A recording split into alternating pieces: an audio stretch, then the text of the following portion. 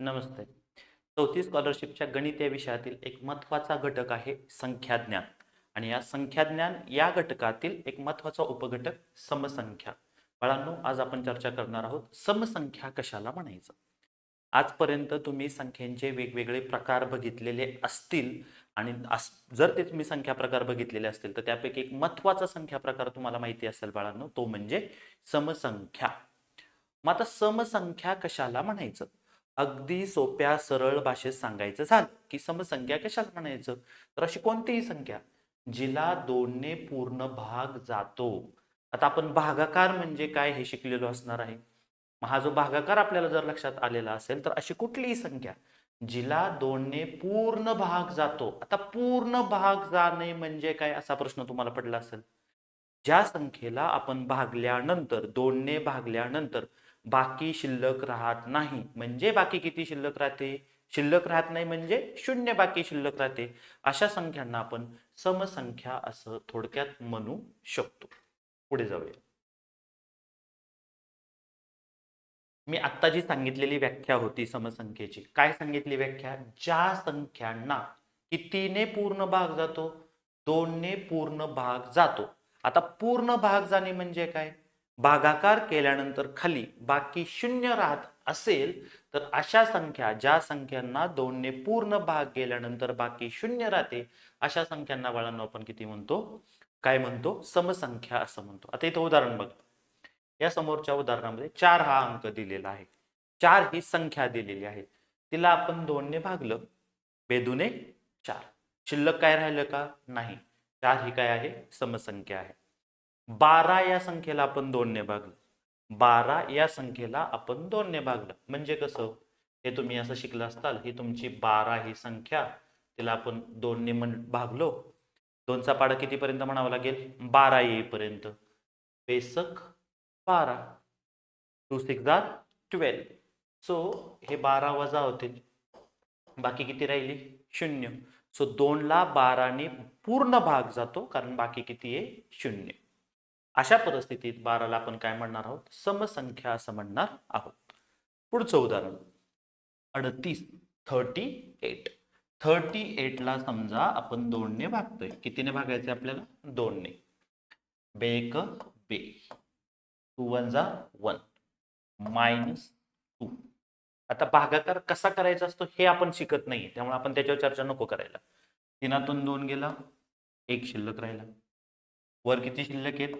8. खाली आले 18. सो 2 9 जार 18. 92 18. सो 18 मधून 18 गेले, शिल्लक किती राहिले? 0. आता आपल्याला काय बघायचं होतं? 38 38 या संख्येला 2 ने भाग जातो का? जर जात असेल तर बाकी किती शिल्लक राहते? 0 शिल्लक राहते, म्हणजे पूर्ण भाग जातो. ज्या संख्येला 2 ने पूर्ण भाग जातो त्या संख्येला काय म्हणायचं? समसंख्या. मग 38 ही काय आहे? समसंख्या. इंग्लिशमध्ये त्याला म्हटलं जातं इव्हन नंबर. काय म्हटलं जातं? Even number. समसंख्येला इंग्लिशमध्ये इव्हन नंबर असं म्हटलं जातं. आता या 7 कडे बघा. जर तुम्ही 7 ला 2 ने भागायचं ठरवलं, काय होईल? 2 3 जार 6. 3 6. शिल्लक किती राहिले? 1. पूर्ण भाग गेला का? आता पूर्ण भाग गेला किंवा नाही कशावरून ओळखायचं? बाकी किती शिल्लक राहिली? 1. 0 बाकी शिल्लक राहिली का? नाही. याचा अर्थ 7 ला 2 ने पूर्ण भाग जात नाही, म्हणून 7 ही समसंख्या नाही. 7 is not and even number. 7 he even संख्या, इव्हन नंबर नाही, समसंख्या नाही. मग तिला ऑड नंबर असं म्हणतात. काय म्हणतात त्याला? Odd number. बोलू आपण ऑड नंबर, विषम संख्या म्हणजे काय. सध्या आपण हे समजून घेतलं, ज्या संख्येला 2 ने पूर्ण भाग जातो त्या संख्येला आपण काय म्हणणार आहोत बाळांनो? समसंख्या असं म्हणणार आहोत. ठीक आहे, चला पुढे जाऊया. आता समसंख्येच्या बाबतीत आपण प्रत्येक वेळेस 2 ने भाग जातोय का नाही ते बघणार का? प्रत्येक वेळेस एक अंकी संख्या असेल का? 2 अंकी संख्या असेल का? नाही. एकापेक्षा जास्त, 2 अंकी, 3 अंकी, 4 अंकी, 5 अंकी पर्यंत आपल्याला अपेक्षित आहे. मग आपल्याला एखादी संख्या समसंख्या आहे किंवा नाही हे ओळखण्याची एखादी ट्रिक आहे का? तर हो आहे.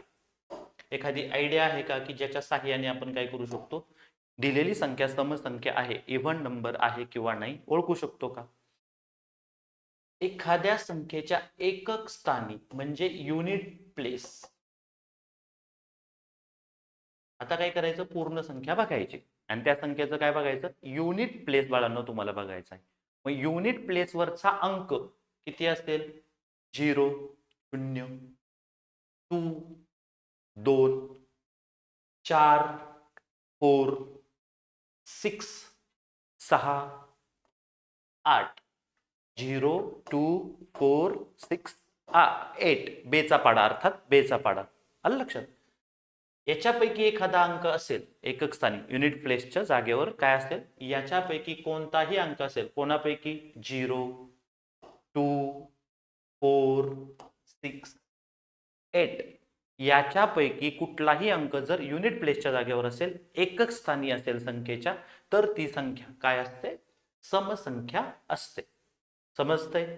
उदाहरण बघा, ही जी संख्या आहे 38, युनिट प्लेस 8 येलो कलरने दाखवलेला आहे.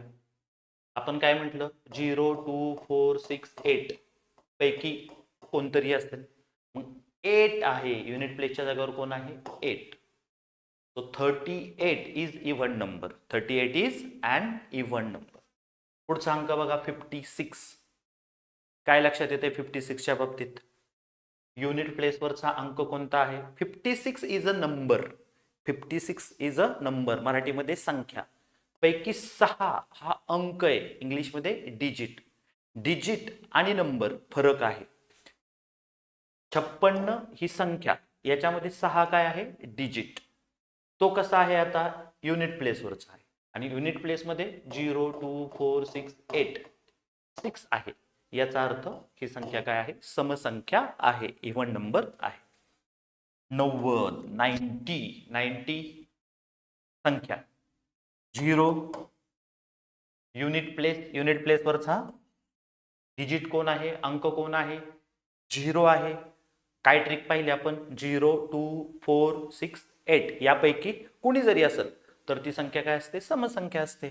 मग बाळांनो 90 याच्यामध्ये 0 आहे जो युनिट प्लेसवर आहे, म्हणून 90 इज अन इव्हन नंबर. 90 ही समसंख्या आहे. आता या संख्येकडे बघा 45. 45 ही संख्या आहे. एकक स्थानी युनिट प्लेसवर कोण आहे, 5 हा अंक आहे. 5 is the digit which is at unit place. 5 हा अंक युनिट प्लेसवर आहे, एकक स्थानी आहे. मग आपण काय पाठ करून ठेवलेला आहे, 0, 2, 4, 6, 8 याच्यापैकी कोणतरी पाहिजे. मग आहे का याच्यापैकी, 5 आपल्या यादीमध्ये बसत नाही. तो 45 is not an even number. 45 ही समसंख्या असू शकत नाही. 45 ही विषम संख्या आहे, समसंख्या नाही. चला पुढे जाऊया. जर आपल्याला 50 पर्यंतच्या समसंख्या विचारल्या तर बेचा पाडा म्हणायला सुरुवात करा. बे दुने 4, बे त्रिक 6, बे चौक 8 असं करत 20 पर्यंत आला.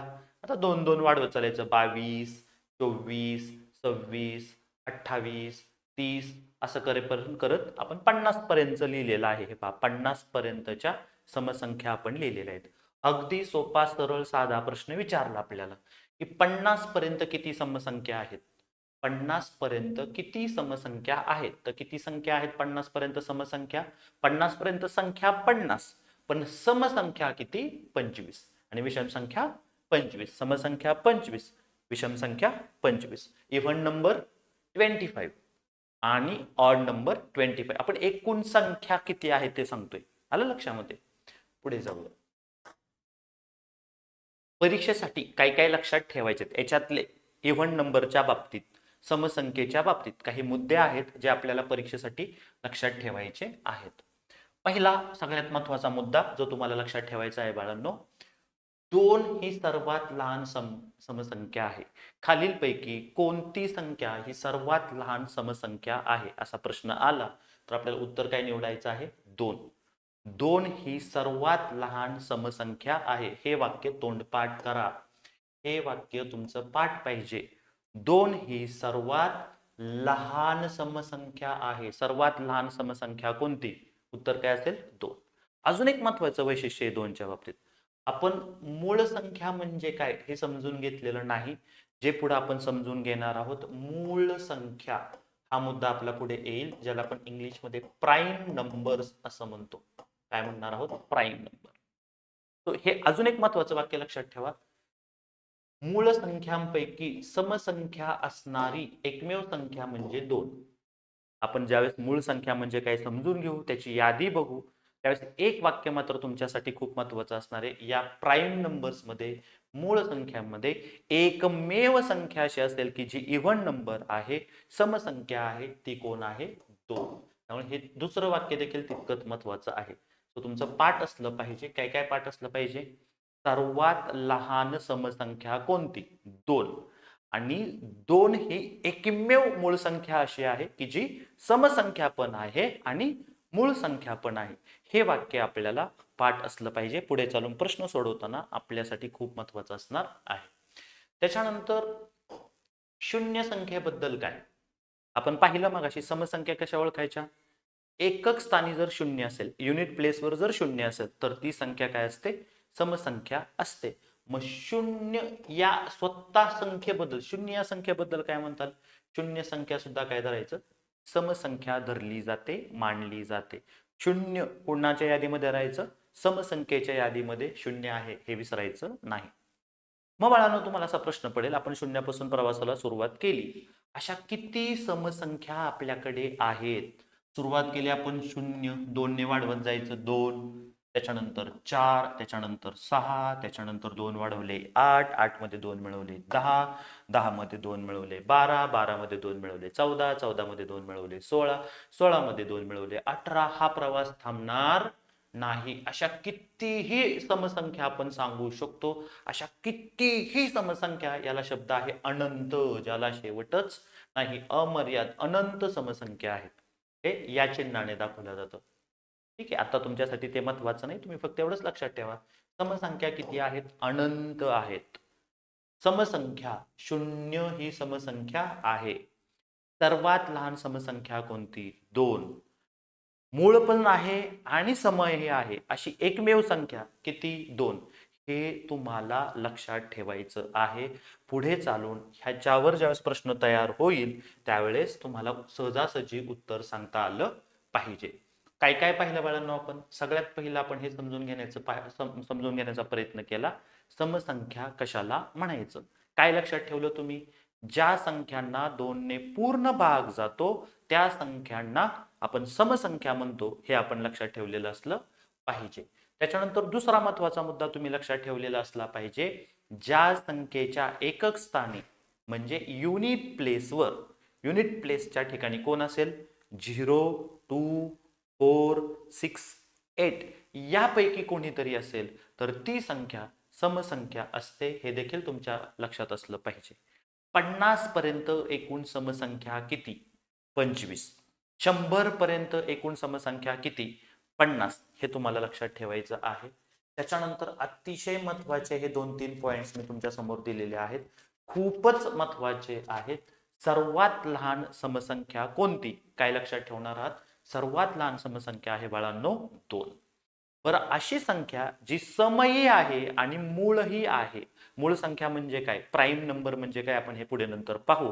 पण याचं उत्तर लक्षात ठेवा. एकमेव सममूळ संख्या म्हणजे 2. हे तोंडपाठ असू द्या वाक्य. एकमेव सममूळ संख्या म्हणजे 2.